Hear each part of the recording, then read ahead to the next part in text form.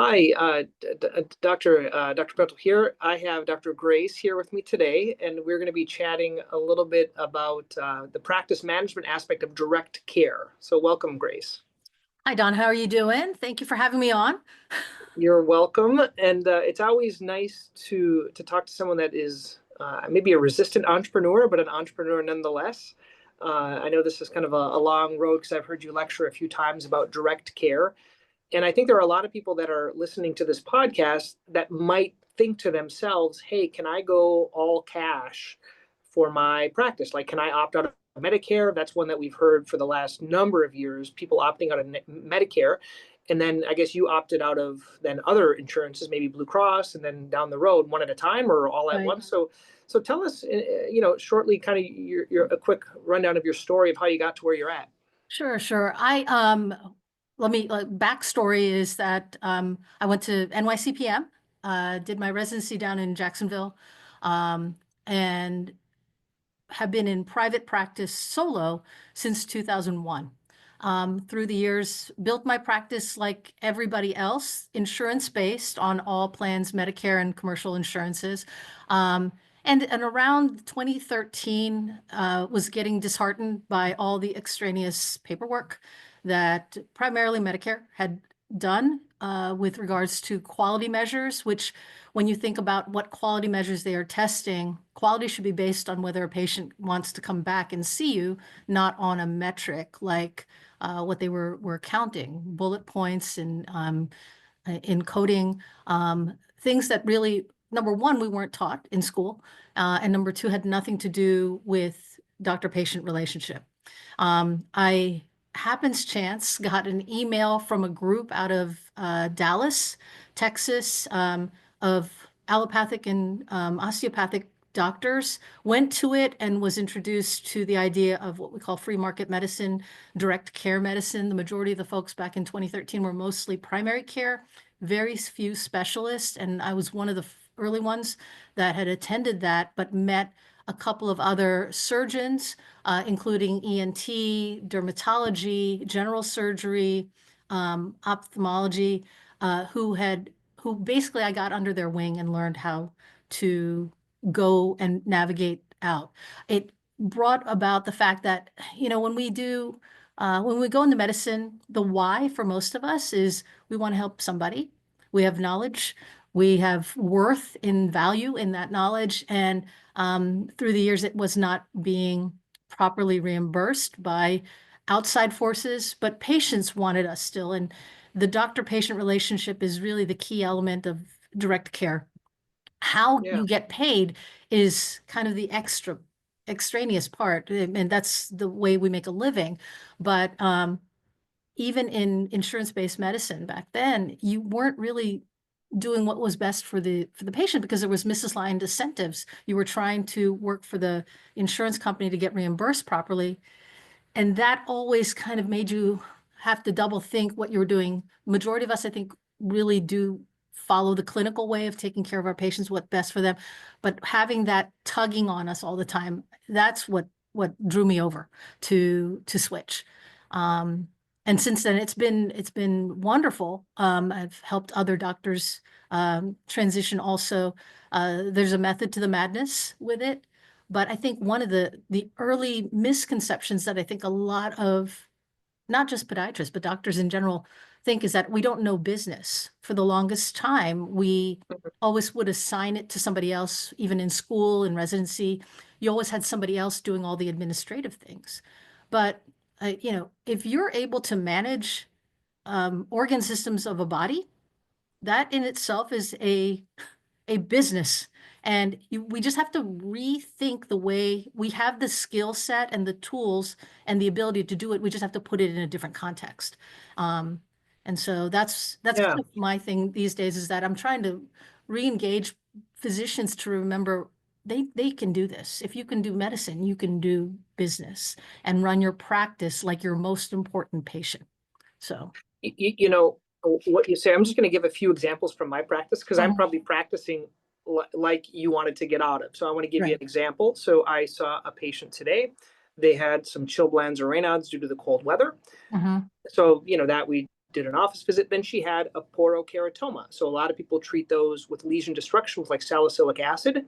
Right. Well, why am I doing that? Well, I am doing that because unless it's a wart, it's not going to get covered by insurance. I can't just trim the callus and get it covered, right? So other times I might excise it, doing like a punch biopsy to get the thing out. Why am I doing that? Well, probably because I'll get paid a little bit more. It might not come back, and also it's a fine way if I don't want to treat it as a wart. So I'm kind of incentivized to call it a wart. Could there be a virus in there? Potentially. Right. But I'm doing it mostly protectively, right? Right. Because I'm doing it so I can bill it and so I can get paid by insurances. Whereas let's talk about that same patient that would come into you. They have Raynaud's, they have a porokeratoma. What does the bill structure look like? Like, It's one cost. I'm incentivized to get an X-ray, for example, on a poro. Like, hey, why? Well, because my staff says I teach them every time there's a pain, they're getting an X-ray. Well, yeah, you can put a metallic marker there, see if there's something, a bone spur underneath there. Yeah. And when they come in to see you, what would that be like? Would they still get the X-ray? Could you do any treatment you want? Could you excise it? Would there any additional charge to excise it, like biopsy it or take it out? How does that work? Right.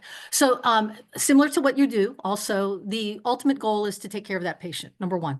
Number two, as far as X-rays are concerned, for me, the general rule of thumb is if someone has something new, particularly if it's a new patient, they always will get an X-ray because I need to learn what's going on with their foot. If it is a return patient, the proper triage, asking them what you did, and in general, I always will run an X-ray on them. The X-ray is part of the service. One of the things that's really important is that my prices are all listed. They're on my website. And so with the exception of surgeries, even excisional biopsies in the office are listed on my website. Surgeries are a little different because I will bundle multiple procedures rather than doing line item for them. But so that patient will come in with chilblains, and then if I'm suspicious of some kind of lesion on the bottom of the foot, I'll trim on it and I'll debride it, and then I may opt to do the biopsy. The biopsy is extra. I tell the patient that to start with. The important thing is I give the patient an option to decide whether or not they want to pursue that further or reschedule to come back. If it's pressing, I will push it so that they get it done that day. But one of the other things that I think will throw patients off when they hear about direct care is that 80% of my patient base has insurance. When I give them a receipt at the end, they're able to actually file to their insurance as an out of network and get reimbursed themselves. If patients really believe that their insurance is going to pay for it, why would they not then pay me and then try to get reimbursed for it if they really believe in their insurances? And patients have over the years now understand that, and they're asking their other doctors the same thing also. So in the end, the patient gets the examination, gets the discussion of Raynaud's and Chilblains, protective measures to protect them from that. If we find an additional lesion that needs to be removed, I'll remove it. I always request that the visit be paid at the time. So I have one price for a return visit. And then if there's any other procedures, we can payment plan that. So there are a lot of options, but ultimately I always tell the patient, I want you to be aware of it. We follow this do no harm tenet of Hippocrates. I mean, not in our Hippocratic oath, but just from Hippocrates itself. We're always talking about the clinical aspect. We also should be considering the financial aspect for the patient.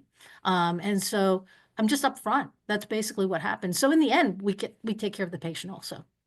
Now, Grace, look, I know there's some doctors locally, the primary cares, and they have these, a lot of them, they don't have like an a la carte per visit, like first visit follow-up. They usually have like a 125 if you're under 25 years of old, 150 if you're over 50 per month, and they do these monthly things. Right. Do you do it that way? Do you know any podiatrists that do it that way? Have you considered that? There are a couple of podiatrists that do it that way. So like I mentioned before, direct care by definition just means that we're not dealing with any third-party payers whatsoever. So the majority of true direct care doctors are going to be not on Medicare, opted out, and also not on any insurance plans.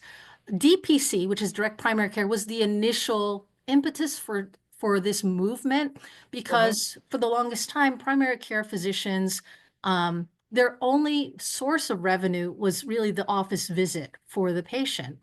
But they were being capitated by third-party payers. They were their networks were so huge that they couldn't get their return patients back again. So the initial way that they set it up was to have a limited panel.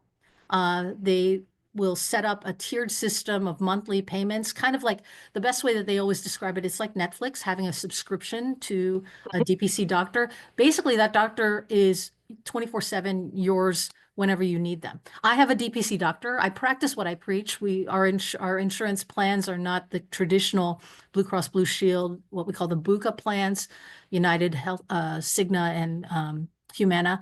So I work with my DPC doctor. Like if one of my kids or my husband's not feeling well, we can easily text him. But he has a limited panel that he works with, so he knows them. It's like having your own family doctor again, like the old school way. And so that's what a direct care primary care is. Direct specialty care has mixes of it. There are some doctors, some of our hematologists, some of a couple of podiatrists do monthly memberships, but the majority of direct specialty care is going to be basically a la carte menu fee for service type. Okay. So I guess you talked a little bit about it. What are some of the misconceptions for, let's say, so you can use me as an example, been in practice 15 years, have a couple of partners. Does ever one partner go into it and the other three don't? Would all of us have to go into it together?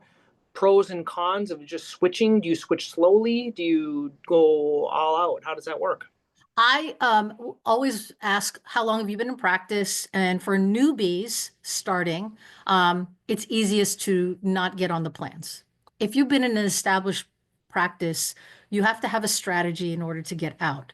In a group practice, it's a little bit more complicated because everybody works under the same EIN number for the group, and then you have individual NPI numbers rather for the group, and then an NPI number for you yourself. There are groups out there that we've helped mentor through that the senior partners will drop and opt out of Medicare. And then they themselves are not on, they would be all cash and drop out of some of the other plans, whereas the junior partners would Keep taking it. take on that. It's something that you as a group would have to really discuss and look at the numbers, because you want to pay attention to your per patient reimbursement by each of the payers that you have. And that's how you'll start kind of weaning out of the lowest paying payers in order to figure out who to get out of. I will tell you, like for my practice, Cigna was my lowest payer, paying me about 52 cents to the dollar. That became a no-brainer to get out of it. When you look at how much of my practice was that at the time, it was about 10%, an easy one to get out of. Medicare at the time when I was thinking about it, I was around almost a little over 50%, somewhere between 50, I have to remember, 54, 56%. I had to start rearranging the way that I did my scheduling of new Medicare patients in, so that I did not overwhelm my entire demographic to that and get it down. By the time I actually opted out, it was about 44%. Still a big number because that's a big reimbursement, but you get very lean on your Admin expenses. probably. I'm sorry? Your admin, right? Yeah, your admin. But one thing also to remember, I was working with close to 5 staff members. I'm down to 2. You drop admin because you're not having to do all those follow-ups on denials and other things. Accounts receivable, there's not the 90-day out waiting period. So I think you have to be strategic about it. So a misconception that they can't do it, that's not true. It's if you want it, you'll find a way to do it. There are so many now compared to what it was back in 2013. There are actually direct specialty care groups and subgroups, including podiatry, that are really working towards kind of guiding anyone that is interested in going this route. So. Now, you mentioned 80% have insurance that see Mhm, you. mhm. Do those 80% all submit their bills, or do some of them just say that's not worth the time? Let me just pay her a couple $100 and It it's fine. depends. It depends upon the patient. If they've not met, if they want to apply to their deductible, they put it towards that. It makes the patient realize what their insurance is, because some of them don't even realize that they have out-of-network benefits, but it's hit and miss. It's to me, to be honest with you, it doesn't matter to me because I'm paid at the time of the Correct. visit, so I just make them aware of it, so that they have a chance to do it. Surgeries, that's usually one that they will try to file. And in surgeries, because that's a misconception that a lot of podiatrists have, how do you do surgeries in this direct care setting? So my patients always get two options. If they're in my office, it's all bundled. If I'm doing a case in the office, an MIS procedure, I think I mentioned earlier that I have an ASC in the building that I actually am working in. So if I do a case down there, if a patient has wants to file part of their insurance, like their anesthesia and their facility, the ASC takes care of that. And then I So they'll just bill a portion of it to right, their insurance, right? Because right. normally anesthesia, the nurse, and all the Yeah, location, and then you would just do your separate, I kind of do like my you would my, bill my surgery. separate after surgery. Exactly. That's what we've been doing up until this point anyway. So so you get the option. Now, if they've got like a really high deductible, many of these patients have like $10,000, $12,000 high deductible plans. A case in the ASC is going to be less than five, for the everything. All bundled. And we negotiate that one-on-one. I learned that from asking the plastic surgeons how they do that, because they've been doing that for years. So they offer both bundled prices and the cash prices also like that. Yeah, that's interesting. Mhm. What do you have to like? How do you work with people? Do you have like online stuff? Is it one-on-one? How do people that need help when who can do it themselves? Who can, how do if they want to get their foot wet? How do they do Oh, that? well, so one of the things I actually, out of all of this, unintentional to begin with, but it just happenstance came about. When I started going online and mentioning direct care, cash-based practices in online groups, people started to reach out to me. In the interim, I formed a corporation. My husband happens to be an executive business coach and also a benefits guy, so he knows all the aspects of insurance also, and how to get out of it if need be. Mhm. And so we formed a corporation together outside of my practice, and it's called D2P Medicus, and we mentor, unlike a group or a online course type thing. I do one-on-one mentoring with Mhm. doctors. I don't take too many on at one time, just because I really will put all my effort to helping guide them through. And each practice, there's not a template that you can work with, because every practice is going to be a little bit different. Everybody is at a different point in their practice also. So that's how I want to kind of give back to what direct care has done for me. I also wrote a book. If you don't mind, I'm going to plug it a Yeah, little sure. bit. You can. But Yeah, I I'll put wrote a a link. book. It's called Private Practice Solution. And I don't know if Okay, you can see it there it there. is. It's on Amazon. It's been on the market since 2023. It's won 2 awards, which was really surprising. The International Impact Award and also the International Press Award, which means that podiatrists and non-physicians, because it was geared to all physicians, are reading this. And the best responses that I've gotten from it locally have been from patients. Sharing that book with their other doctors, it kind of journeys through on my experience of getting out, why I did it, the pains associated with what's going on in healthcare today. Um, Understanding that healthcare and health insurance are two different things. They're not the Mm-hmm. same thing. That's a big misconception that I think not just doctors, but a lot of patients conflate those two terms all the time. But yeah, so those are my two ways of giving back. I'm working on a project right now, trying to work with the schools. and the students directly. I met with some of them. I think the last time we saw each other was at the AAPPM meeting, and I got to talk with the students.